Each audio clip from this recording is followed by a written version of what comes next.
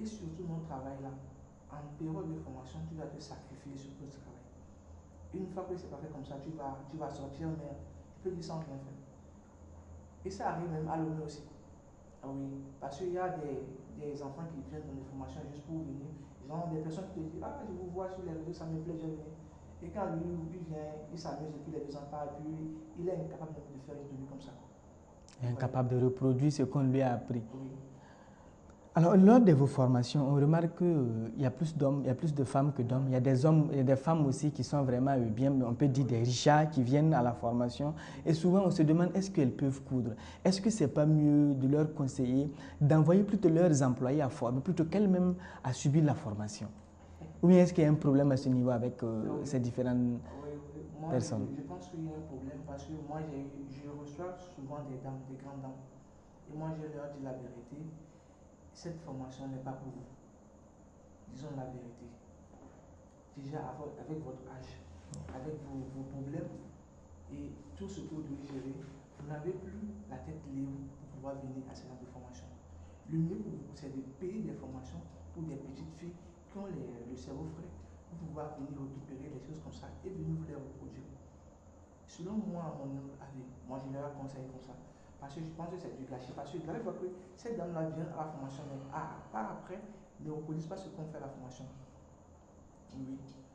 Si je peux encore leur donner un conseil, il faudrait maintenant laisser le travail des piqueuses. Moi j'appelle les personnes qui conduisent les machines des piqueuses à d'autres faire et vous-même prendre la gestion de l'atelier. C'est mieux comme ça. Mais elles vous diront que payer la formation à une tierce personne pour faire la formation et lorsque la personne aura acquis les compétences, la personne s'en ira. Comment empêcher ça par exemple? Ou bien est-ce que c'est une mauvaise mentalité que de penser cela? Pour moi, déjà, c'est une mauvaise mentalité de penser cela. Parce que moi, pour chaque chose que je fais, je suis tellement positif. Vous voyez, j'ai un ami qui travaille pour une société américaine. Mon ami voyage chaque temps grâce à cette société-là. Il y a quoi? Le patron lui paie des formations qu'on fait de pays en pays et lui va dans ces pays pour suivre des formations et venir reproduire dans l'entreprise. Vous voyez. Ces dames m'ont dit que quand tu vas payer les formations pour les jeunes comme ça, ils vont partir. Mais moi, je me dis souvent que quoi? Moi, quand tu fais un bienfait là, quand une personne part, Dieu même va t'envoyer, la nature même va t'envoyer une autre personne. Moi, c'est ce que moi je me dis. Tu peux payer une formation pour quelqu'un d'autre qui va partir. Et grâce à cette personne, la nature va te sentir remboursable avec toi et va t'envoyer une autre personne. Mais tu ne peux pas dire que c'est comme ça que tu vas payer, il va partir, donc tu ne vas pas payer, que de toi-même venir perdre ton temps, ton argent, ton énergie, et ne rien encaisser. C'est vrai que ces personnes-là, après la formation, ils n'arrivent même pas à reproduire ce qu'on les a appris. Non seulement ils n'ont pas le temps, ils n'ont pas la vocation de le faire, discuter avec les clients, revenir coudre, c'est vraiment tout un problème. Mais ils refusent aussi de payer la formation à leurs employés sous prétexte qu'ils vont partir après ou bien qu'elles vont s'en aller après. Alors, je voudrais vous poser une question. Alors, quand on est débutant dans la couture, quand on vient d'ouvrir son atelier, est-ce que le patron doit se concentrer sur la reproduction des tenues déjà existantes ou bien est-ce qu'on doit commencer par des créations? Au fait, le problème des créations, c'est quoi? Sans vous mentir, quand vous n'avez pas une base solide financièrement, vous ne pouvez pas faire des créations. C'est coûteux.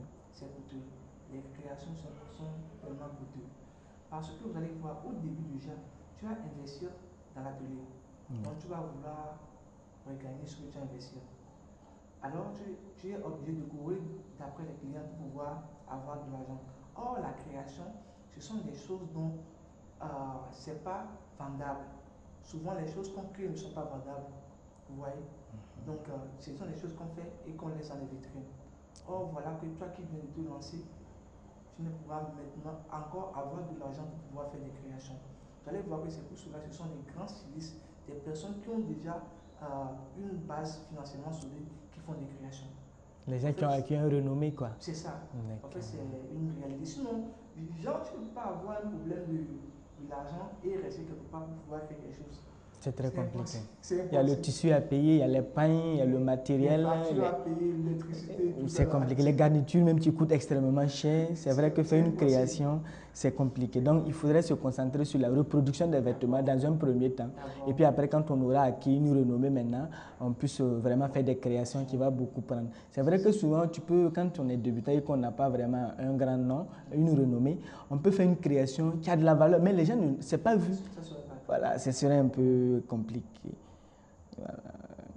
Alors, ce que je voudrais vous poser exactement est, quels sont selon vous les grands défis actuels du monde de la couture? Qu'est-ce que le monde de la couture rencontre comme difficulté en Afrique, particulièrement au Burkina et au Togo que vous connaissez bien? Je peux parler par exemple, chez nous au Togo, au Burkina, le grand problème ici, c'est comment pouvoir satisfaire nos clients. Ils sont exigeants ou bien les clients sont tellement exigeants que au moins si la personne est exigeante et le paiement est bien fait, ça peut aller. Donc je dis quoi? Pour pouvoir régler ce problème selon moi, nous devons chercher à faire des prêt-à-porter, comme chez les Blancs. On doit se concentrer sur le prêt-à-porter plus que les coutures sur mesure. Oui, et maintenant quand c'est comme ça là, nous allons aussi le prix des coutures sur mesure. Donnons le cas de par exemple la France. Tout le monde ne peut pas se lever pour aller chez un couturier pour me dire fais-moi une tenue. C'est vrai que la couture dans les pays développés, c'est vraiment pour les riches. Oui. Là-bas, c'est le prêt-à-porter qui est pour la classe moyenne. Ça. Et maintenant, le problème en Afrique, c'est quoi? C'est ça, nous, les Africains, on veut, mais à des prix tellement bas. On veut le sur-mesure, mais on ne veut pas payer. Oui. Alors que le sur-mesure, ça demande beaucoup de temps. Il y a les rendez-vous qu'il faut programmer. Des retouches, des problèmes par ici, par là. Quand tu fais des prêt-à-porter, tu mets tes trucs avec la personne vient, il paie, puis il part. Ça veut dire ce qu'il a payé, c'est ce qu'il a voulu. C'est tranquille. Alors, il y a d'autres défis par rapport au monde de la couture que vous avez remarqué aussi, en dehors de ce problème que vous avez évoqué tout de suite? En dehors de ça, je peux dire, en termes de défis, nous sommes en pleine évolution et par rapport aux autres mondes. Prenons par exemple le cas du Nigeria, si on prend les pays francophones, c'est présentement que nous sommes en train d'essayer d'arriver à leur niveau. Donc je peux dire qu'il nous reste encore beaucoup de choses à faire. Et le plus grand défi, c'est quoi? Nous avons des talents, mais qui sont cachés. Et ça, il faudrait se baser sur la communication. Beaucoup plus communiquer. Beaucoup plus communiquer. Parce que les couturiers n'aiment pas communiquer. D'autres pensent que c'est quand tu sais coudre, c'est fini. Non.